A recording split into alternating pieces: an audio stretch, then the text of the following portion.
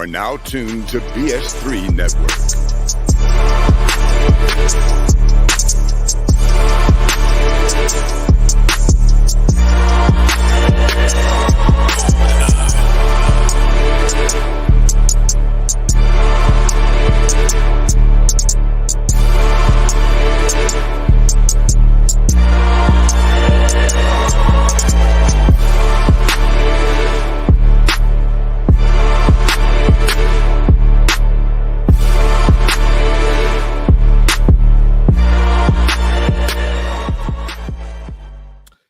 It is it is us, the forecast, which may be the two cast tonight, coming at you every week the same time, reviewing movies, films, documentaries, a completely different way, four different perspectives.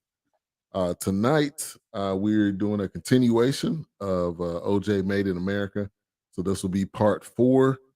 It's a 5-part series. We took a week off. We had Memorial Day.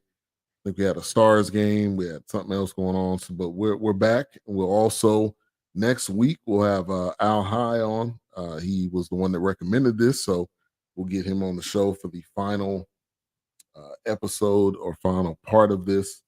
A-Trap, man, good to see you. Good to be seen and not viewed. Right, exactly.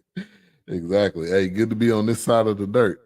Man, the daisies look way better from this angle. Right.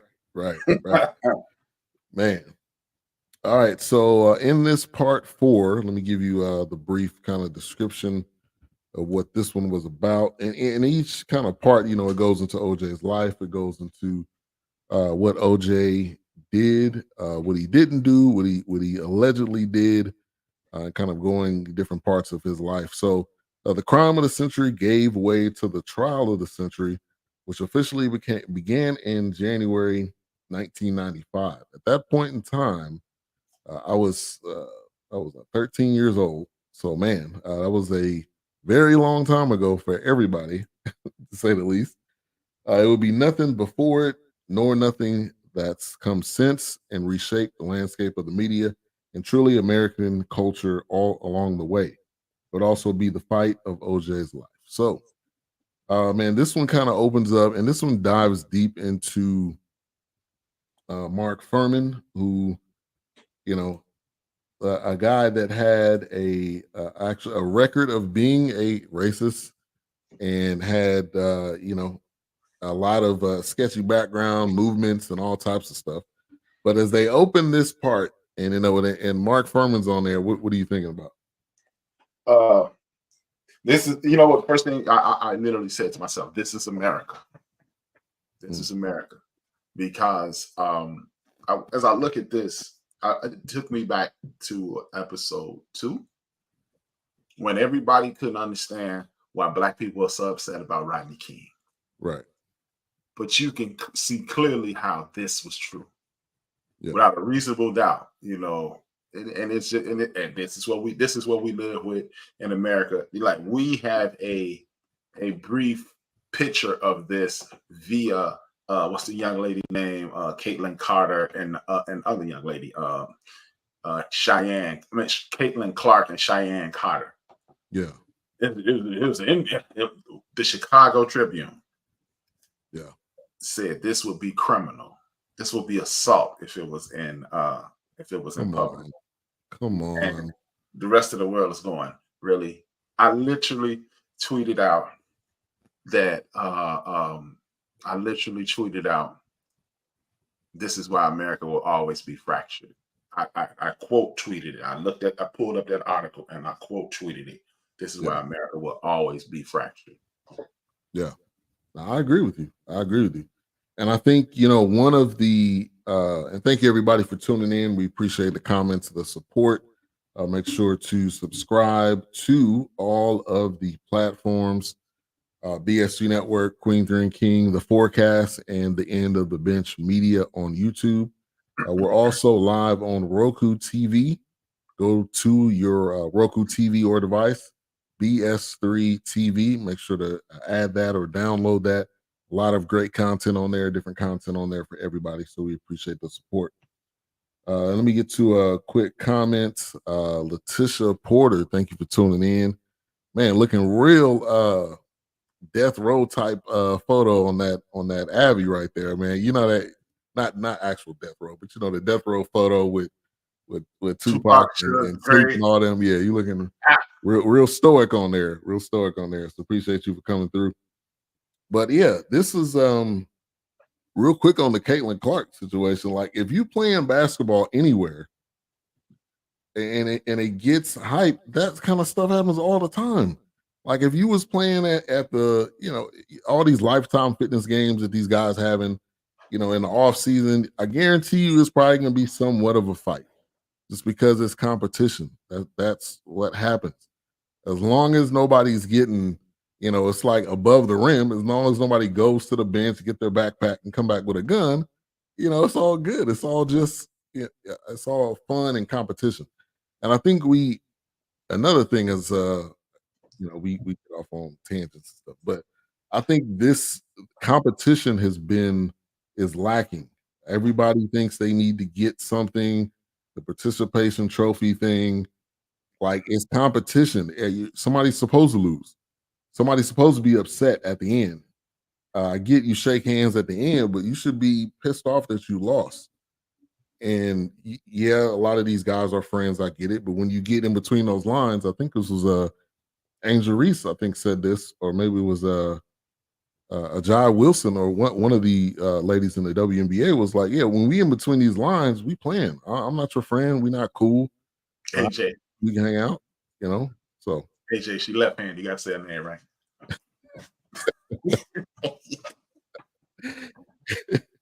Got to say her name right, man. She left-handed. Appreciate that. Not Anthony in the building. Bishop, brother Brian, man, he giving you a bunch of titles, man. That's Anthony. Excuse me. DJ Mad Knox.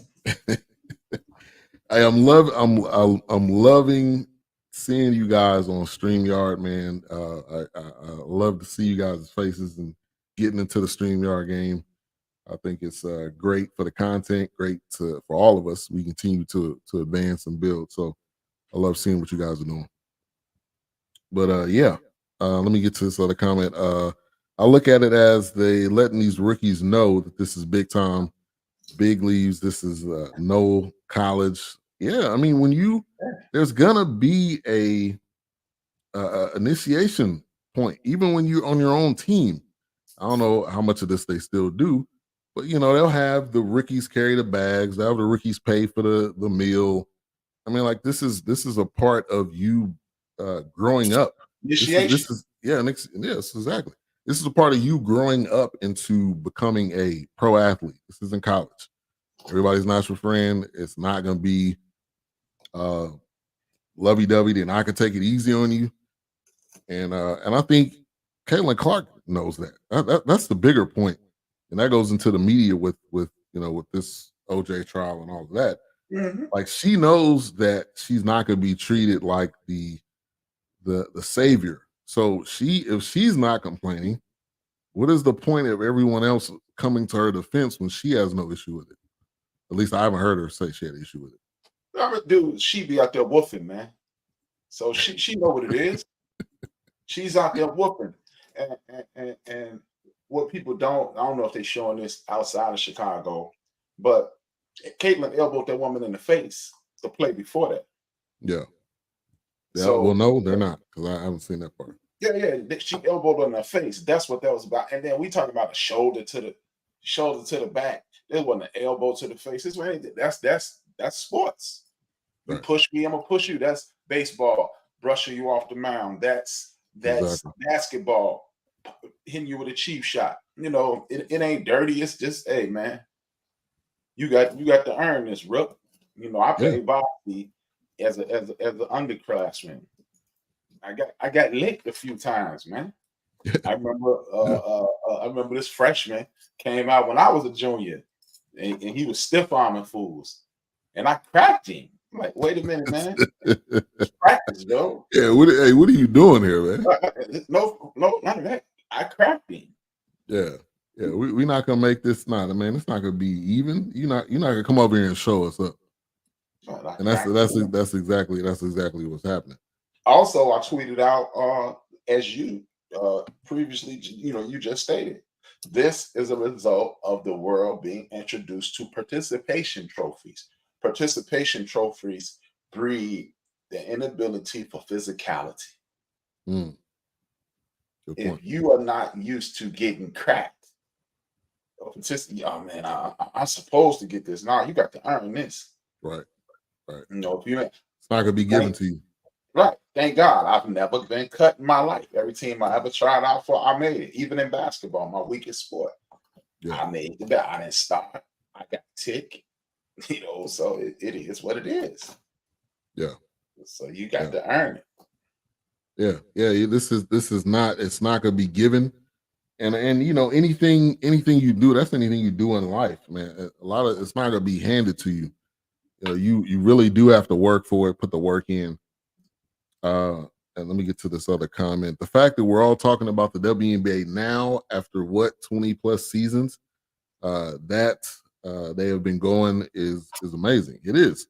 And I think so it's kind of twofold. I mean, you have better, I'm not gonna say better, but you have the media again, you have people with their image, again, going back to OJ's image, which we'll touch on that, but like the name, image, and likeness and all of these things that have happened has been a benefit for the WNBA because you got the Caitlin Clarks, you got the Angel Reese. I mean, hell, Candace Parker during her time was really kind of a person that came in and took the game to a whole nother level. So, a lot of these things has contributed to the WNBA. And so, look, if you're on a WNBA team, you shouldn't be complaining at all because this is going to help you. Now, the outside media and all that, they're gonna do what they're gonna do. Conan A. Smiths, the Uncle Clown, Shay Shay. They need to just hush, man. I don't rock with them anyway, but hey, and Stephen A. got called out today. I don't know if you've seen that, man. Monica McNutt slapped him around. Keep it 1,000. He was like, "What you mean? Yeah, I'm talking to you. I'm talking about your platform." But this is what we need. I mean, we at the end of the day, we got to hold each other accountable. And if it happens to be in that moment, because who knows, she might have talked to him about it in the background or whatever. But sometimes we need to hold ourselves accountable. She slapped him. Slapped him. The two-piece. Somebody said you just got knocked the F out. Somebody should have said that. So it should have got. And he was in his feelings. Because later on, he was. Podcast, he said, "I made them." You really? What? Yeah. That's what we doing. That's what he. That's what we doing. The man cut from that Skip Bayless tree. And when you cut from that Skip Bayless tree, Skip Bayless wrote stuff you Mayor say. Hill a 4-page letter saying, "I made you." He did the same thing. Man, wow. Yeah, Knox. Yeah.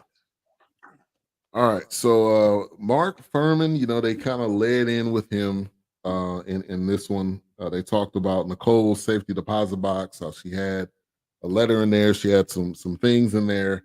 Obviously, she got murdered. Like that part, we all know. That part is no mystery. But this one really dived into the trial. And when you have money, they said he was paying $50,000 a day. But OJ is no dummy. Okay, OJ's in jail signing autographs. I mean, he making $3 million off of that. He was still making money because like the saying is, you're innocent till proven guilty. So you can make money. That's no issue. But the Goldmans, man, the Goldmans wanted every last dime. Man, if he made anything, if he made $2, man, the Goldmans wanted that. And we talked about, that in the past, how Nicole, I haven't seen Nicole, well, her sister is the only one I think that we've seen so far. The Pops and everybody else, they ain't saying nothing. Yeah, man. I mean, it just makes it seem extremely fishy to me. I mean, I actually respect Ron Goldman's dad. Ron Goldman's dad is acting like a father who lost his child. Right, exactly. The Browns are acting like they know something that we don't know, if you ask me. Right. Hey, Knox, you ain't wrong there. OJ was a low key pimp. OJ had, that Nate Dogg song. OJ had him in every area code, man. Hey, OJ, and he wasn't, wasn't no shame. Now, I think the biggest thing that pointed out to me in this one was when you have a team of Cochran, F. Bailey, right, and you had the other guy, I don't remember his name, but the one that was showing the Douglas, and you had Kardashian. I mean, when you have a team and you're going against Darden and you're going against Marshall Clark, who, no, they weren't bad, but that's 5 against 2. So if you think of the amount of energy and time and the amount of research they were able to do compared to the two of them, they were already outnumbered. But you know what? Think about it. On the surface, it looks like they were outnumbered, right? But were they really outnumbered? You got a $3 million, it cost them what, $15, $20 million to do this? Yeah. What's $15, $20 million to the city of Los Angeles? Nothing. Yeah. It's nothing. Yeah, so on the surface, it makes it look like, oh my God, OJ had the greatest team in the history of the world because he couldn't be beat. But he wasn't going up against BS3 or the head of the bench. Right. He's going up against the city of Los Angeles, one of the richest, most affluent cities in the United States of America. So let's not act like they were out there with Manny Moe and Jack. Right. It's one of the richest cities in America. So come on, man. That's a misnomer when they present those things to us as if he was up against the lost city of Los Angeles. Just when we said the city of Los Angeles right. County versus OJ Simpson. Are we really going to stand around and believe that the city of Los Angeles does not have the financial fortitude to defeat whoever you put in front of them? To do whatever they want. Yeah, true. Come on, man. Stop. True. And we this is the narrative that we've been fed since the word go. True. So this is why I start squinting when I hear these things, man. This is why I'm glad we did this. Initially I was like, it'll be okay. But I'm glad we revisited this. Yeah. And I think there's always something that you can see. Obviously the next time around, there's obviously different things that come up, and I think one thing also that people don't, I think, give enough credit to is OJ throughout this entire trial. Like, he was involved. He was in the meetings. He was like, "Hey, man, straighten up your face, man. Hey, you got this on." Hey, so I think you gotta realize too that, and obviously his life was on the line, so you would be involved. But I think for him to see that, I think was a big thing that people don't really mention. Yeah, man. But see, the thing is, let's look at the reality of it. Most people are not involved in their defense. They allow the F. Lee Bailey, they allow the Johnny Cochran, they will allow these guys to do their thing. Do their job. Or they took a front row seat and said, no, I'm in on this. Because any mishaps, I'm going to jail. I'm not going to jail. I'll be getting out tomorrow. You know what I mean? He's been getting out a couple weeks before he died. I'm getting up out of here, man. I'm not doing this. And what's up, Theodore? Yes, it is the 2-piece or the 2-cast tonight. Happy belated birthday as well. We missed your birthday. We didn't do a show in between that time, so hopefully you enjoyed it at a great time. And I think when if your life is on the line, obviously you don't know what you're gonna do. Number one, so people that say, "I would have did this," or "I would have did that," you don't really know until you're in that situation. And I like the young. I don't have his name, but I like he was young during that time. But the young lawyer, he's older now, but his insight, I love when he comments, because he's giving it really, because obviously Johnny Cochran's not here anymore, so he's giving the take on what was really going on, and so I appreciate his insight. Yeah, I appreciate his insight in this whole thing, because he's really Carl Douglas. Yeah, he's really I think the one that's been a nice addition to this. Obviously, you have all the other lawyers that are in it, but yeah, I think he's really giving his insight has been nice to have. And what's up, Al in the building? Thank you for tuning in. She said the big 6-0, man. Yeah, that deserves a round of applause for sure. And yeah, man. What'd you say? She's up there. I mean, in this changed, the game forever as far as trial on TV, and I think the purpose initially was to bring you into the courtroom so you understand what happens in the legal process, which it did do that, but also you gotta use that to your advantage, which I don't think Marsha Clark and Darden did. But when you look at the other side, man, they decided what they were going to wear on certain days, the way they walked in, the swagger makes a difference. I mean, all of that stuff, lines up. And I think if you're how you present yourself and how you go about the trial makes a huge difference. And if you're just complaining about what they're doing, but you don't really have anything to combat it, which is exactly what I believe Marsha Clark and Darden were doing. They were more on they weren't proactive. They were responding to what was happening, but they were already behind the ball game. See, what annoys me about this entire situation is this. Okay, just like I walked into this, this is my second go round with this docuseries, right? Yeah. I walked into this saying, hey man, I think he might have known, but it is what it is. I don't think he did it. And now here it is almost 30 years later, I'm sitting here going, man, ain't no way he did this. And you know what? For all intents and purposes, I don't think he could have done it. You know what I mean? I don't even think he was involved. If I can evolve from that point, how is it that these people, I understand this was 2016, this is 8 years ago. Yeah. I understand. It's 8 years ago, they put it about 20 years at that point. But in 20 years, are you telling me, even if you think he did it, how is it that your stance is mirrored to what it was 20 years before? Right. Exactly. That's what disturbs me about this entire thing. Yeah. The DNA guy, he was doing flat lawyer stuff. He was speaking as an attorney. But I get it. But no, man, I ain't trying to hear this, man. Yeah, I mean that's like people that say, it's slavery. Just get over it. It was a long time ago. That's that same type of mindset. Yeah, it was a long time ago, but it affects you even if you weren't actually there. We've seen all these films and movies and Eyes on the Prize and all of these things that it still affects you. That's your ancestors. So, I mean, but yeah.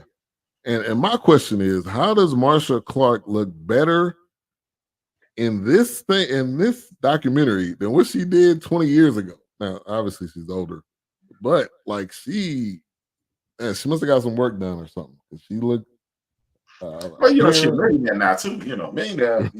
Most millionaires look better than thousandaires. You can take college. College. She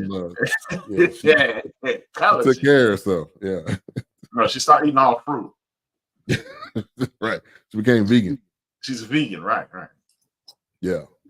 But yeah, man, this is a microcosm of what's going on in America today. Like me and Big Illinois was talking about Candace Owen today. I saw this TikTok thing, and I hate when I see political stuff on my TikTok. I'll be trying to laugh. I use TikTok laughter.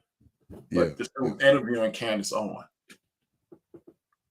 and she was like, "See, it started. You don't know what the conversation was about, but she said, see, I don't know anyone who's using their degree who went to college." And the dude who interviewed her, he was like us. He's a Joe Blow. He goes, "What did you go to school for?" She was like, "Journalism." He was like, "Isn't that what you're doing right now?" And her response was, atypical media trained individual. She went, pivoted, and said, "Well, I grew up poor. See, you don't understand. I had to get student loans." And then he goes off on a tangent about how fast forward should have paid off her student loans. But That's not what she was talking about. She Right. did this. That's media training 101, as I told people Right. in Illinois. When you are greeted with a question that will destroy your actual point, you go in another direction. And Right. that's what she did. And that's what these people are doing. I'm not going to address the fact that the LAPD has lied and created false Shade. narratives in the past. Right. Right. I'm going to say, well, he looks guilty. And I will still say rage, anger to put your hands on somebody is one thing. What we saw is a whole nother level of rage.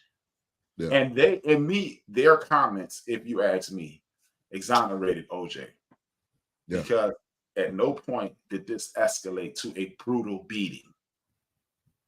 And they kept saying, but he would calm himself down instantly. But he would calm himself down instantly. But he would calm. Even when he had a bat, remember, Ferguson, I drove up on him, Right. he had a bat. All he Right. did at that moment was bust out her windows, meaning you ain't going nowhere. You're going to deal with what we're dealing with right now, in my opinion. Yeah. And it's no doubt at all that he was abusive. I think what they didn't show is going from abuse, which again is not good, but going from abuse to slitting somebody's throat. Mm-hmm. That's a huge jump, and I think that's the part that they didn't prove. And even the jury. Let me give a quick shout out, Pussycat in the building. Thank you for tuning in. Appreciate that. What's up, CJ? He said, what's good? It's going to be a series. Yes, we have been doing this series. The last one will be next week, and then we'll get back to some other things. But make sure to check out CJ's channel, Plays by CJ. Don't play it at work. Don't play it loud. I can play it at work. You can play it. Hey, but if I played that, I'll have to close the door. But hey, CJ, you doing your thing, man. Real quick. Proud of you. Keep doing your thing. But yeah, they didn't prove it, and I think one of the jurors said it didn't add up. Like you're saying that you're trying to connect things, but it didn't connect.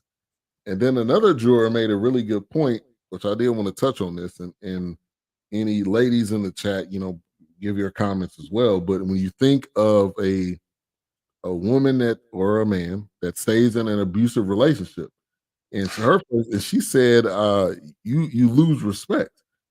But and I wanted to talk about that because I think it's not always easy to get out of the relationship.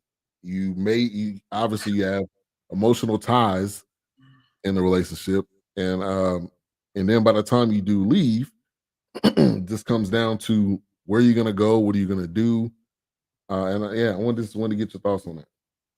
Yeah, I mean, that's the older lady. The older lady said, if you ain't got to take a wet one, don't take no wet woman. If you ain't got to take no wet one. I was like, oh.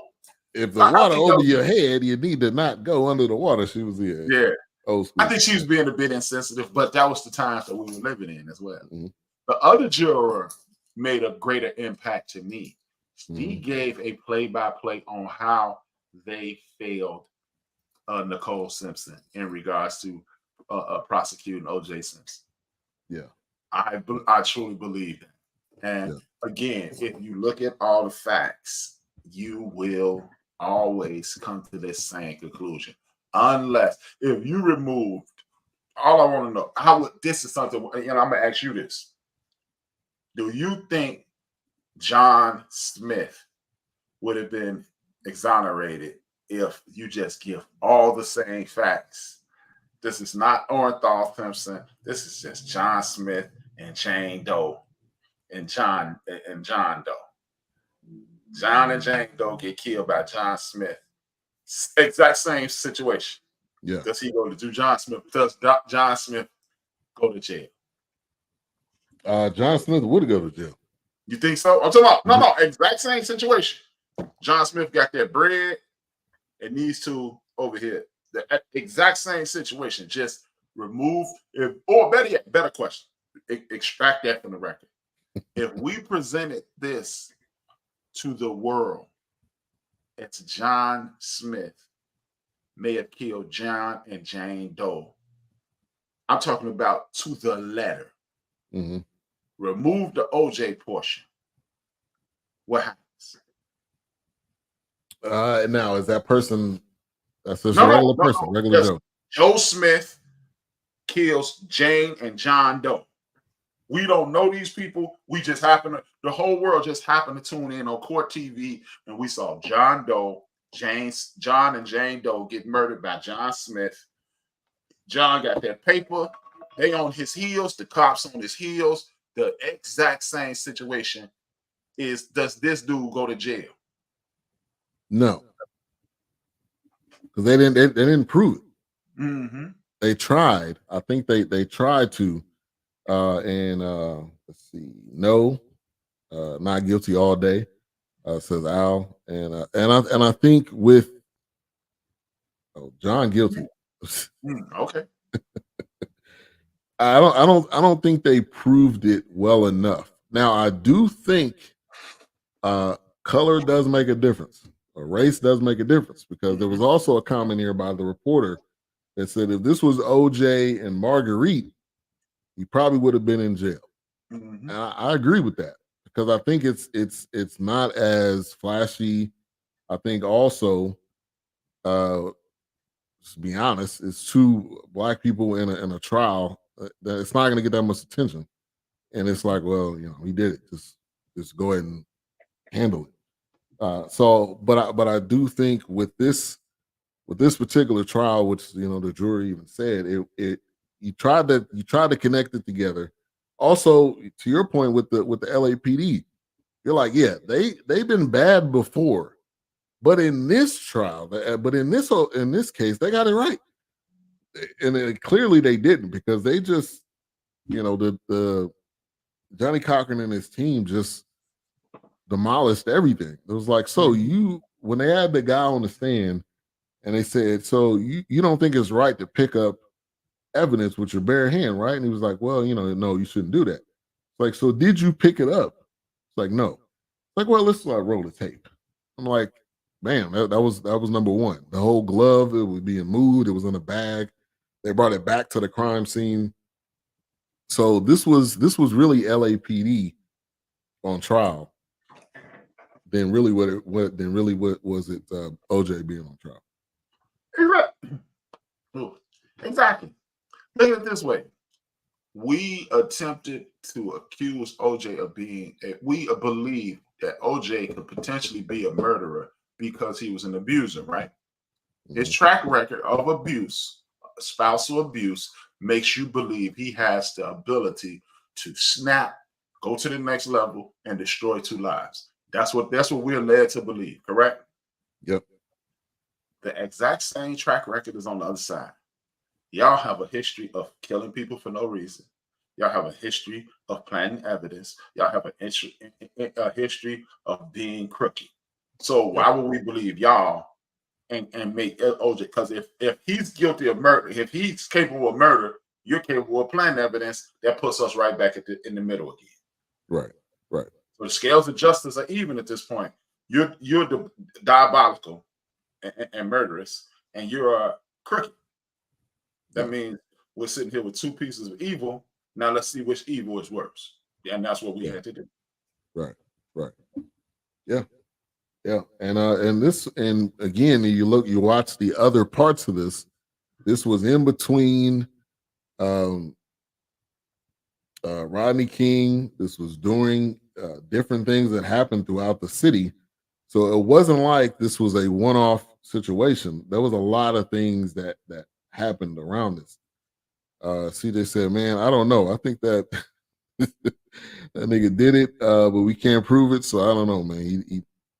And it's hard, again, it's hard for one person to kill two people. So I don't think, I think he was somewhat involved, but I don't think he did it. Just to me, it would be wild for one person to do that. And let me see. No, because the blood was on his vehicle. And what she said, it was a mixture of his, it was Goldman's, it was also Nicole's. So I got two questions for Pussycat and CJ. Yeah. If y'all have seen this story, you've seen OJ, and we're gonna get into that in a second. You've seen OJ put on these gloves and pretend that they were too small. What's up? What's up, Trey? Yeah, what's up? What's up, Pop Trey shop. Maestro? Been in the pop shop a couple weeks, man. You know what I'm saying? That's what's up. That's what's up. Make sure to follow. Make sure to subscribe. Barbershop Sports Talk. But you see OJ now, as Pussycat just stated, it was blood on the vehicle, right? And it was blood in the vehicle. Now, according to Pussycat and CJ, they think he did. I'm assuming because Pussycat never said anything, but his blood was there. The easiest way to prove OJ did it was this. We saw OJ hold his hands up with these two little gloves on, right? Mm-hmm. But at no point did they circle it and say, and this is where that cut came from on his hand. Because that's the easiest way to put him in jail. Forget the DNA. Yeah. If I cut my hand to the point where it was cut open, that means those gloves have a cut in them. True. That means those gloves, and we saw those gloves, and they had no rips or tears in them, correct? Yeah, true. So, and anybody's, have you ever had a cut on your hand or on your finger or something like that? That thing bleeds insanely. Just a little cut on your hand, you would think you hit a major artery. You're like, good God, it's bleeding, right? Yeah. Now, I have been in a vehicle with a person who had been shot. And they were sitting in the back seat of the vehicle. And it was blood in the front seat of the vehicle. It was blood all over the car. Now, if that can happen with a gunshot wound, decapitation, it should be blood everywhere. True. It shouldn't be. If that glove was used. Exactly. As it was you don't see blood on the steering wheel, you see blood on the floor. You see some blood on the car. I find it difficult to believe that someone can decapitate someone. Again, I don't know how old y'all parents are. My mother would have been 77 years old this year. I got an aunt who I just took to the grocery store today. She's 80 years old. I don't think I could jump my 77-year-old mother and my 80-year-old aunt at the same time and walk away with only a scratch on my hand. Yeah. If y'all can explain to me, CJ or Pussycat, if y'all can explain to me how that happened, then I'm done. He did. Yeah. But I just find it difficult for that. Yeah, Al said, I think he knew who did it, the mafia. Two people were there, says Pussycat. So he was there. I think he was there and someone else did it. And I mean, this is one of these things that we will never know. OJ's gone. Obviously, two people were gone. If there was someone else or some other people there, I don't think the full truth is ever going to come out. It's between. It never will. Yeah, it's God. God is it. Let's see. They took their clothes off at the scene. You're saying the people involved, the murderer. So you don't think he had nothing to do with it or not? Hey, Trap. Okay. No, I don't. Because, again, man, being a criminal justice major, being immersed in this at the time, what people don't ever tell you is the shoe. Okay. Again, let's go over this from the beginning. We are led to believe, CJ and Pussycat, we're led to believe that a 6'2" man with a size 13 shoe, this dude went home and he got a jagged edge knife. He went and got a ski mask. Now, mind you, this is June, so he had to go get a ski mask. According to the word, he put on a sweatsuit, or it even went as far as say the man had on a scuba diving suit. But I've taken the time. I'm so angry that I went home. I went and got a ski mask. I went and got on a black outfit so I could be inconspicuous. And I put on my $500 loafers. That just, how stupid is that? I mean, this dude has been proven to be wildly intelligent through this entire thing. But true. I'm so much enraged that I go put on my $500 shoes, my $500 Bruno Magli shoes, to go kill somebody. Now, I got on these $500 loafers and I decapitate someone. And then, according to reports, and you heard, and you can attest to it if you watch the documentary, they literally say Ron Goldman put up a good fight. Now, I've never been in a good fight where I didn't get hit. Because that if I don't get hit, that traditionally tells me I wasn't in a good fight. That means I dog walked Yeah. So I was in a good fight. I don't have any bruises. I don't have any torn tissue in my mouth. I don't have any bruises all over my face, on my body. I don't have a scratch. And I decapitated one person and I stabbed another person 20 plus times. It's 28 or 26 times. So more than 25 times I hit you with a knife, and at no point, what did you just go, OJ, please stop it. And this dude it's been documented that he has a black belt in self-defense. Yeah. I put up a good fight, and this dude didn't have a scar. Scratch. Not a bruise, not on his face, not anywhere. Now, let's take it back to the last episode. During the car chase. I'm not a psychologist. I don't play one on TV. I only took one psych class, the same psych class you took, Ben, that they make you take. Yeah. But a dude who kills someone, is not in the vehicle saying, y'all will never see me the same. He wasn't worried about being found guilty. He was worried about, if I get out of this, y'all not gonna love me anymore. That does not sound like the dude who participated in a murder.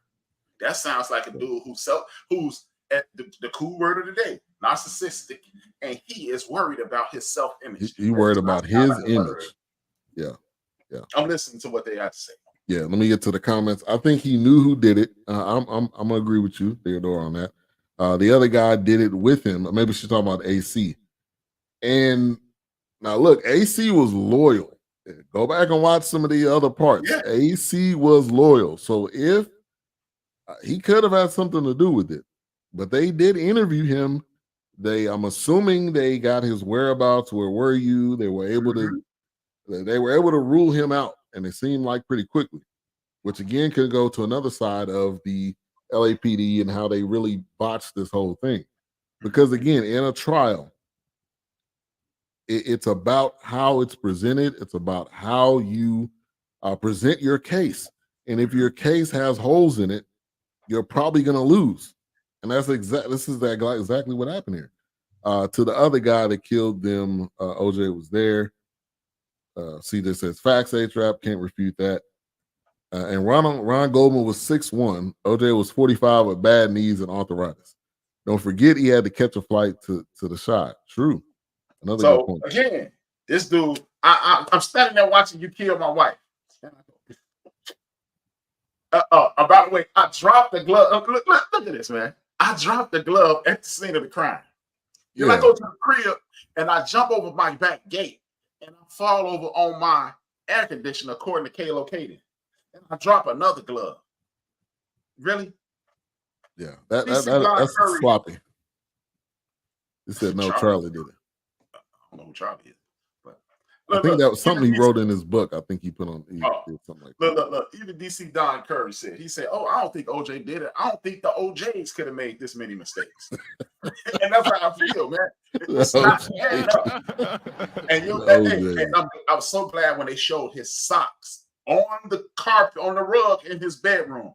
So you mean to tell me I cut somebody, I decapitated someone, and I cut another dude 20 some odd times, and I got to the crib and I dropped a bloody glove behind the crib, so that means I am drenched with blood, and there were no bloody footprints up to the point where these socks, so he just came in the house and just kicked off the socks without touching them.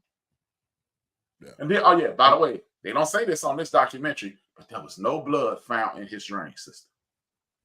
Yeah. So I came home drenched in blood, took a shower, somehow invented a way for the blood not to go down my drain. Y'all ain't found a stitch of clothing in almost 30 years, and I'm juice. I'm out. Yeah. Man, it's not adding up, man. Logically and logistically, it doesn't. Yeah, it just doesn't. Now you gotta have, and again, to the cut that was on the coal was what do they call it, a bow tie, or the cut was basically from. Yeah, was an ear to ear. Yeah. And now with going to the glove point, she had this much meat on her head connected to her body, her trunk. Yeah, which is wow. Now to the point with the let me get to this question real quick. Do you believe he has something to do with it or was there? No, I don't think he was there or have anything to do with it. I don't. I mean, he comes off as an egomaniac. This dude, like, okay, his whole thing was, I like people thinking I'm OJ. That dude don't kill people. That dude might have somebody. Is it a possibility, Pussycat? It's a great possibility that he could have paid somebody to do it. Yeah, that's what I think. I think, but he's in. Yeah, this dude is in love with being the juice, and you got the Paula Barbieri chick. You trying to smash her best friend. This dude is feeling himself. Look. I come from the projects of San Francisco. I'm immersed into this wealthy world where people are bowing down to me, and I could turn this thing off. Like a Pussycat, it was episode we just did 4 Pussycat. CJ, I want y'all to listen to the 911 calls in episode 3. When he comes in the house, he kicks the door into her crib, yelling and screaming at her, and yells out, I can't believe you sucking this dude, blah, blah, blah, blah, blah, blah, with my kids in the other room. Yeah. If you're going to kill somebody or you don't have self-control, that's when you kill them. Yeah. Now, did he have an anger problem? I would say yes. I think he did. Because you think of you listen to the calls, you listen to the moments where he's enraged. Now, did that anger take you to killing 2 people? I think the answer to that is no. OJ loved OJ. He did. Yeah. That is the stereotypical narcissist, like you said, A-Trap, that the term it's being. And now I think one of the interesting aspects of this is the Bronco with him. This was in I think two episodes ago. Him and AC, and I think AC was in love with OJ, and I don't know to what degree. Yeah, but he was really one of those people that I believe would have done anything for him. And maybe that was like, hey, I'm going to pay you this. You just take care of it. I don't care what you do, who you get, or whatever. Take care of it. And maybe maybe AC could have been someone involved, but who knows? The reason I don't believe, okay, let's take that. The reason I don't believe AC was involved is because AC was making sure he was still in good with white folks at that girl's funeral. Oh, true. Yeah. He was crying and everything. Wasn't me. Might have been my boy, but wasn't me. That's what they're saying. Man, we went to the Bahamas and she could swim like a fish. And she filled the room with her. He was seeking approval. Yeah. Let me get to some comments. He said, hell yeah, Ben, LMAO, OJ was tweaking. Don't think he thought he could get away with it. Don't you think he thought he could get away with it? Yeah, definitely. He was OJ. And there was a sense of I'm invincible. It don't matter what I do or don't do. The Hurt CEO was, or former CEO, was all over this documentary. Like, they had a dude with an ascot on. I don't even know who that dude was.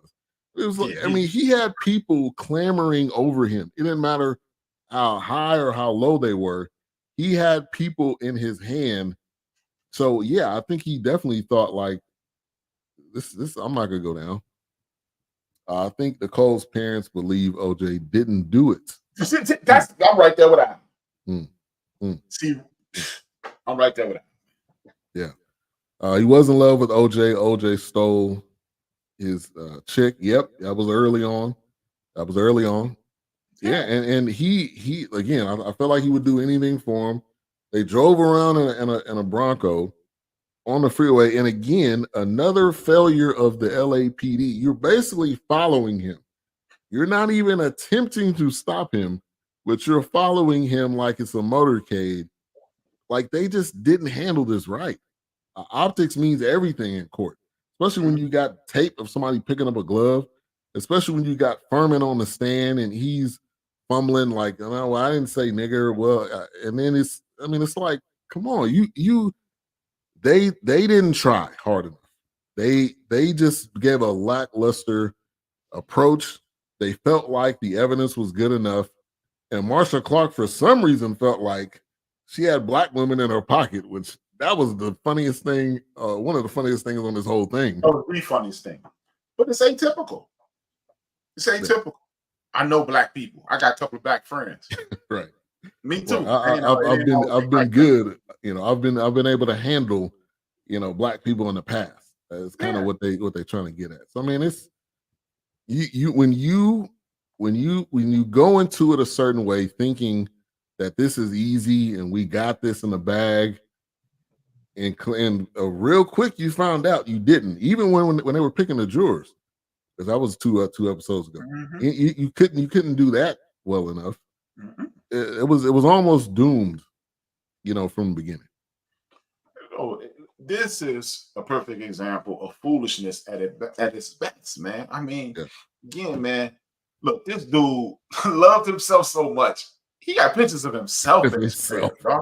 Dude, I've never had his kids up of me in my crib, man. All the places I've ever lived, I got pictures of my children. I got pictures of my family. Got pictures of my moms. Got pictures of my pops. Never had a picture of me up. I don't even like taking pictures. I'm not even. Check me out. Pussycat said they all lied. Cops saying I agree with you. I think the Cochran's whole team positioned it. I mean, they changed the photos. They had the guy with the evidence and the blood. I mean, but it does not really matter if you're lying or not. It's what's believable. It's whatever the jury believes. And at the end of the day, they thought it. And I think the other point of this is they didn't think he did it or didn't do it. They don't think they proved that he did it or didn't do it. Mm-hmm. And when you get to that point, you got to go with not guilty. And let's go. I've been waiting to say this ever since we've been doing this. F. Lee Bailey. My mama died hating F. Lee Bailey. Jack. 1972, it was a labor strike here in Illinois, and F. Lee Bailey was the attorney for the union. Uh-oh. My mother got fired. She hated that dude. Then she hated F. Lee Bailey. Every time I hear F. Lee Bailey, I hear my mother. But every time I see him, I laugh. But F. Lee Bailey made the case for OJ with Mark Furman. Let's just say Mark Furman never said the word nigga. Let's just say that. Mm-hmm. Mark Furman has never said the word nigga. One thing that I know for certain, a liquid that dries up faster than anything I've ever been around in my life is blood. Blood dries up quick. Yeah. But we're to believe that you went to OJ's house 10 hours after and the blood was still there anyway. The bloody glove 10 hours later. Yeah. I don't know what don't dry up in 10 hours. Yeah. And if it ain't glue, syrup, molasses, you know what I'm saying? It dries up, man. And that's when I said, this dude didn't do this. Yeah. And really, when you have someone on the stand, obviously you got to prepare. We've all seen Dateline. We've all seen Law and Order. Like, we've all seen these shows. You have to prepare the person. And when Ship got on there, I mean, when they question him, like, "Oh, well, you had a drinking problem, right?" Like, and then he gets defensive. That don't go well. You're done. And then you bring Furman on there, and his track record is already bad. So you're trying to say, "Oh, I don't do these things anymore. I used to do these things, but I don't do that no more. I'm a changed man."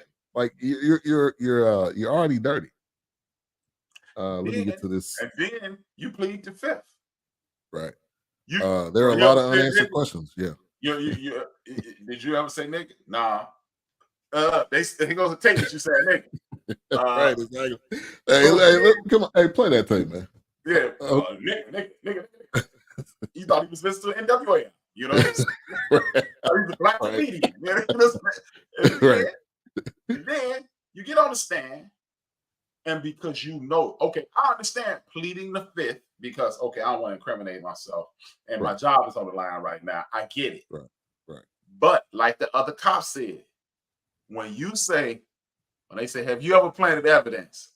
You pled the fifth, not because for legal purposes I'm protecting myself, because you thought they might have had some proof that you planted more evidence. Yeah.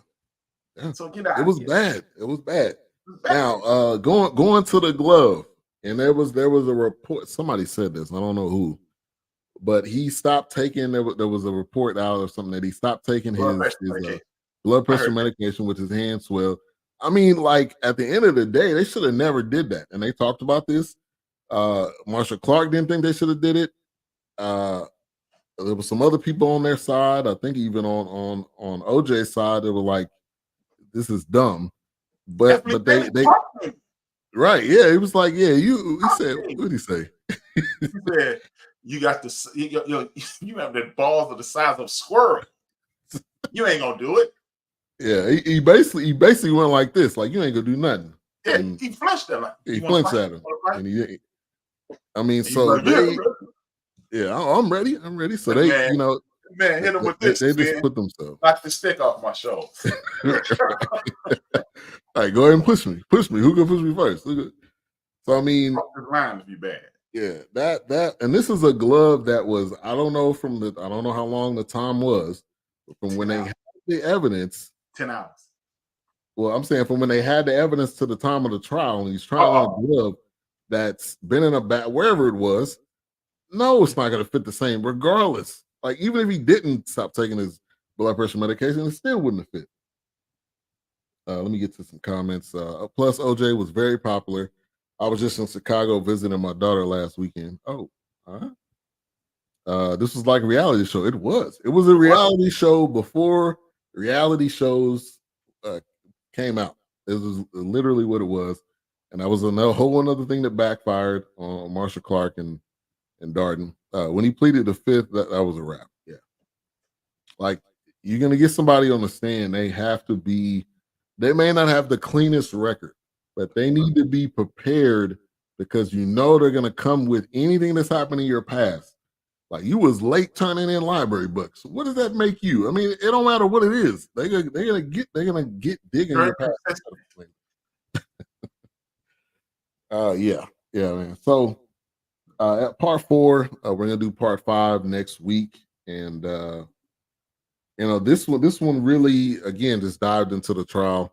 Real quick, part 5. Let me see what part. Let me give you a quick description of part 5. Al, definitely, we ready to get you on next week. Everything should be a go. I don't think we have anything that could be interfering. So, part 5, OJ Simpson's acquittal for murder divided trial followers, but he would be sent to prison 13 years later after being arrested. And so when this is going on, he is in prison for that, stealing his own merchandise. So they'll probably get into that. I don't know. They may interview him or not. What's up, man? What's up, Wilkes, in the building? I know, man. You out sick. You called in today, but we love you, man. Get back, get well, get back to that fighting shape. But final thoughts on this part 4. My final thoughts on this is this: whether we believe, like Pussycat and CJ, they believe that he may be guilty. There's nothing wrong with that, but this, to me, it is a picture perfect example of how this criminal justice system is flawed, and we need to revamp it, because we'll get into this a little bit in the last episode. Reasonable doubt and the preponderance of evidence is the difference of OJ going to jail and being sued. Reasonable doubt. A reasonable mind will infer. In my mind, a reasonable mind does not allow me. I view myself as a reasonable individual. I cannot see one person destroying 2 people and walking away without a scratch. Yeah. And the only thing you tell me, he had cuts on this hand.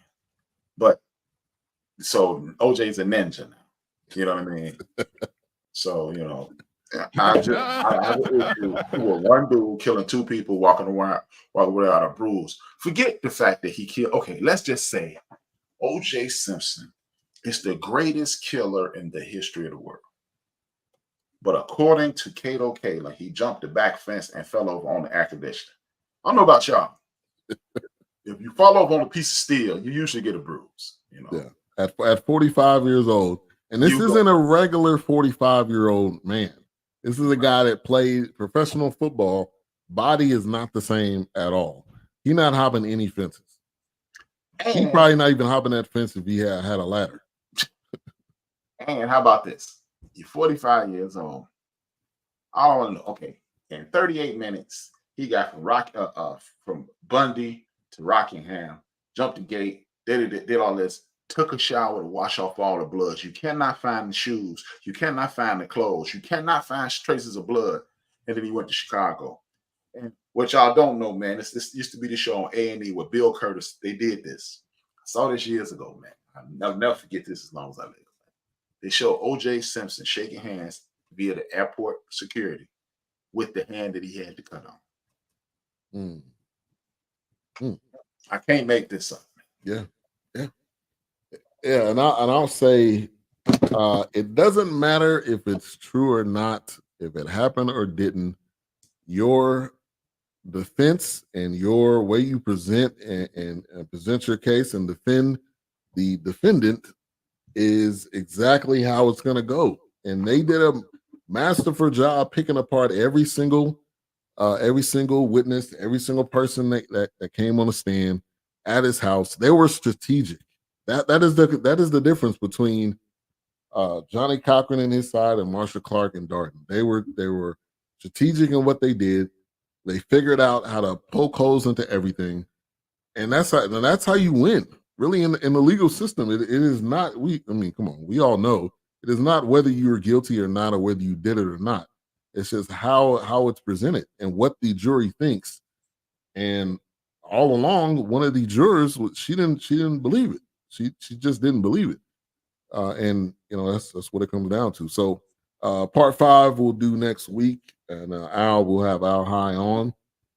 D Great in the building. Thank you for tuning in, man. Appreciate the support. Make sure to subscribe to his channel as well. Enjoying the content you're putting out on StreamYard, on YouTube and Facebook and everywhere as well. Hitmaker. Yes, sir. D Great to Hitmaker. Yeah. All right. What's coming up tomorrow on the End of the Bench?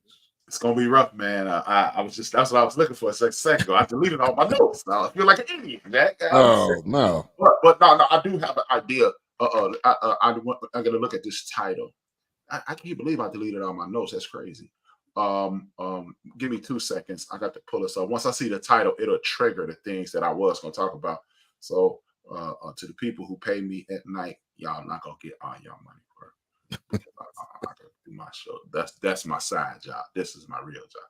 It's called a war against the truth. So basically, I'm gonna talk about how we've been bombarded with fake news. We get things like, okay, for example, 2 weeks ago I had a conversation with my supporters about how Black men have failed the Black community and we don't protect. There was this fake story that came out about this brother who, it's 2 fake stories out this week. One of them we laughed at, the other one we was like, whoa. The first one is a story that this Black man whose son got killed while reaching for his insurance papers, son got killed. He allegedly, the fake story was he waited 4 years till the police officer's daughter went to prom, showed up at her crib, shot the young lady, and sat on the curb. And when they arrested him, he said, an eye for an eye. I spoke about something along those lines. It ended up being a fake story. And for a second, everybody was up in arms. You have some people going, yeah. Other people going, oh man, no, maybe not. But two of the most important people in my life sent me that story, right? 2 people that I vow to protect. They've sent that story to me, right? So I'm gonna talk about that and how that affected people emotionally, mentally, and how maybe I'll talk about that. And the second thing was this one brother who I propagated it. I shared it as well, but I didn't put it on social media, but I shared it to the homies. He was driving down the street. He was on this guy. Okay. Oh, it's been on that. Y'all know that brother had his license. So it wasn't suspended. His license were not suspended. So he was been put out in front of the world as an entire fool. Yeah. All over social media. All over social media. So what we have to do, this gives us another reason to bombard the Roland Martins, the H-Rap Bs, the BS3s, the D grades, the Chief Rockets and Knoxes, and whoever else is out here trying to promulgate the truth. Yeah. You know, we must be able to disseminate between a raw dog opinion and a fact. Yeah. We may assume that this dude, we may assume that this dude is a fool, but the fact was he wasn't a fool. We may assume that, we're being presented with all these falsehoods, and now it is a battle against the truth. Joe Biden is responsible for this, and we continue to obfuscate. Like aforementioned Candace Owens earlier in the show, where I don't know anybody who using a degree. What's your degree in journalism? Don't you have a podcast? Yeah, aren't you using that right now? Yeah, all the time. Right. But what we don't know is journalism 101 is to obfuscate. Mm-hmm. Hey Ben, did you steal my car? H-Rap, man, I caught you stealing out my crib the other day. Or H-Rap, you be beating your wife.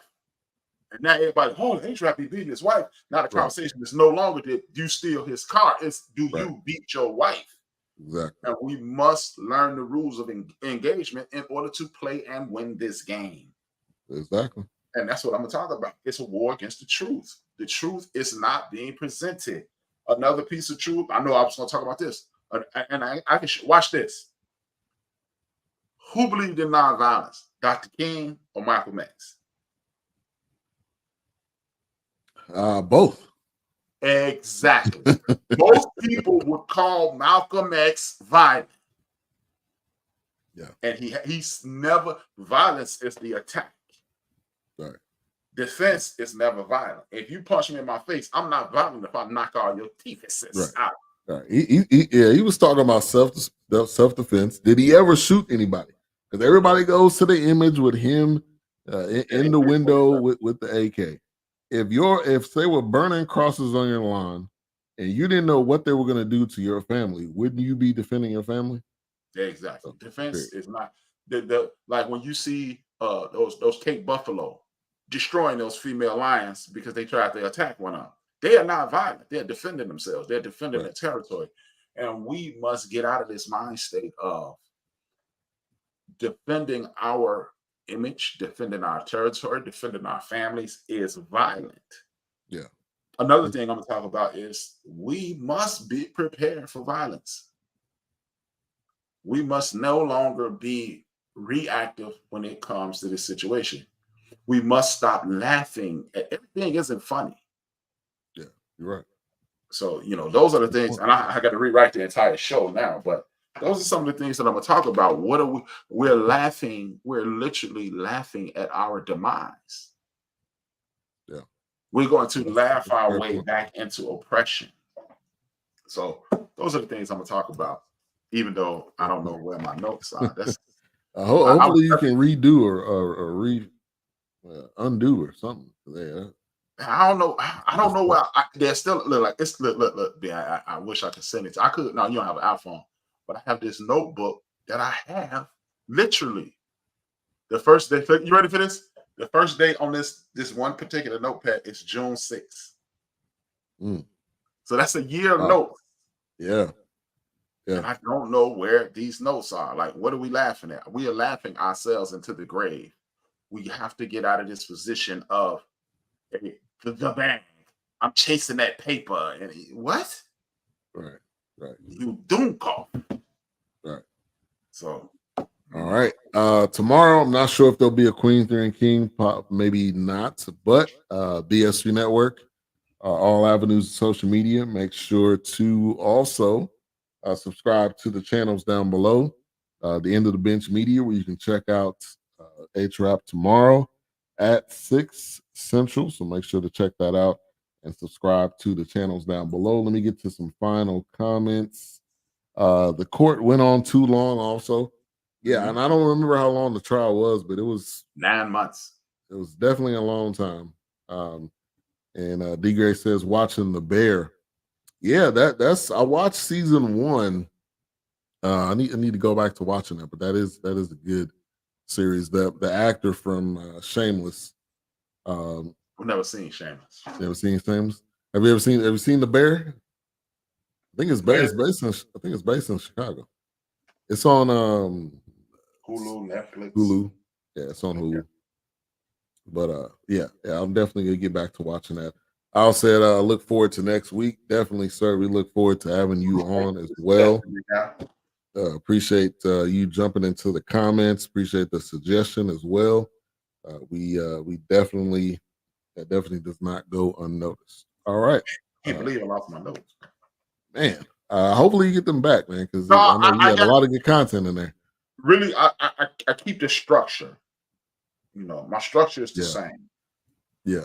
So it's not hard to recreate it, but it was just like I know I had some dates and some time periods on there. Yeah. And I appreciate that, Theodore. Thank you very much. Happy birthday again. And go ahead and close us out, Atro. SCE. E is for everybody. YAM. L is because I love you. LATER. See y'all later. See y'all later. And y'all already know, man. It's the beginning of the month. I just paid my rent. So if I owe you something, I ain't got it. And if you need it, get it from out. Don't get swallowed. Peace.